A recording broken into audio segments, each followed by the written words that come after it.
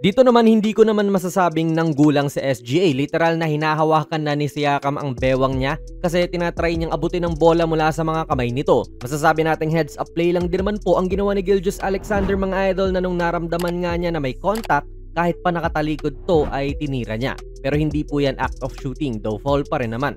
Actually yung pinaka-contact talaga ay yung sa kaliwang kamay ni Pascal. Kita nyo naman po, mukhang nataga talaga yung braso ni Shai. So sala din naman ni Siakam yun for reaching in. Kaya nung inangat na ni Shai ang bola, sabit na sabit talaga. Actually taliwas parang pinipicture sa kanya ng social media, no? Pero mahusay naman talaga mag-maneuver itong si Shai, kaya rin siya MVP eh. Oo, andun yung foul baiting nga, pero nasabi naman na natin to sa mga dati nating video na parte lang yon kung paano siya makascore. At maraming ways siyang umi-score mga idol. Dito nga nag-combo move siya, double crossover, kaya itong defender na si Nembhard ay on his heels na.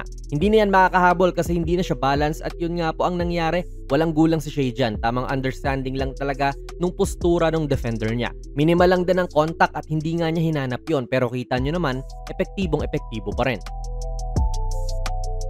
Again dito, gawa nung karambola sa bola, wala na naman po sa magandang position si Nembhard para tapatan si Shai.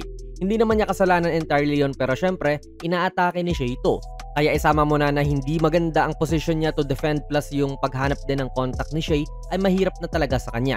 You can argue din mga idol na offensive foul to. Meron pa yan mamaya kasi kita nyo namang nilalabas niya yung chicken wing niya para makagawa ng separation. Pero wala naman ding tinatawag si ref patungkol dito.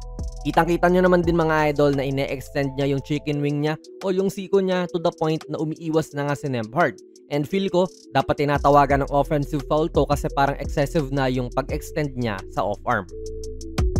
This is an example of an offensive foul for an illegal push-off.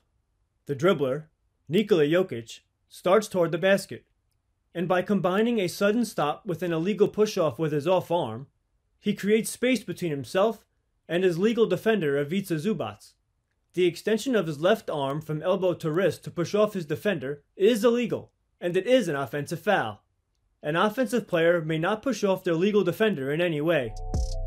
Ayan mga idol, NBA na mismo gumawa niyang review na yan at yung ginawa ni Jokic ay parang hindi naman kasing lala nung ginagawa ni SGA. Pero offensive foul kay Jokic yan sa example nga ng NBA mismo.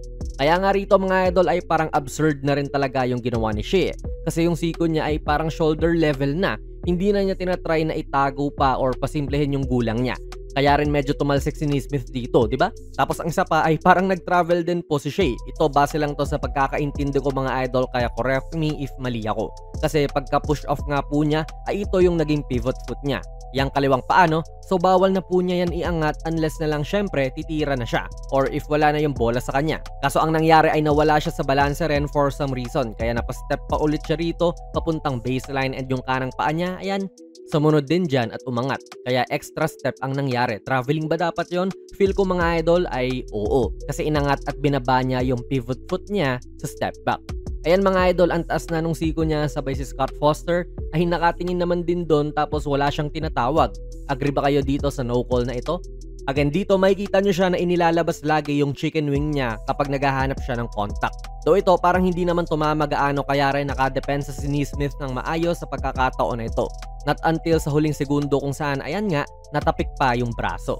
So feel ko wala naman ng gulang si Shai dito. Sala na lang ng defender kasi foul naman yan kahit anong mangyari.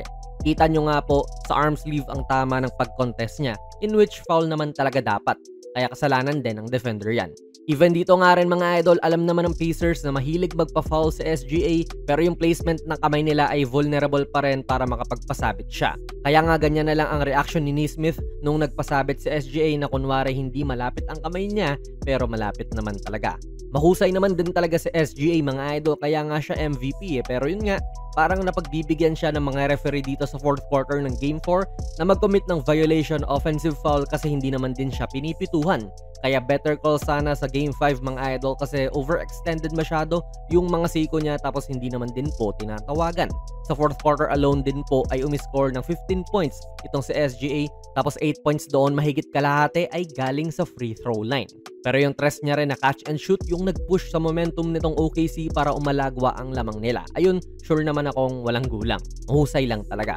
Kaya para sa inyo mga idol, dapat ba pinipituhan si SGA sa mga OA niya na siko or di naman talaga foul yung mga yon? Ilagay nyo lang po ang inyong mga komento sa ating comment section. Kung nagustuhan nyo po ang ating video ay pakipindot na lang idol ng like button, mag-subscribe ka na rin sa ating channel. And ako nga pala si Jonas PB, and as always, hanggang sa muli.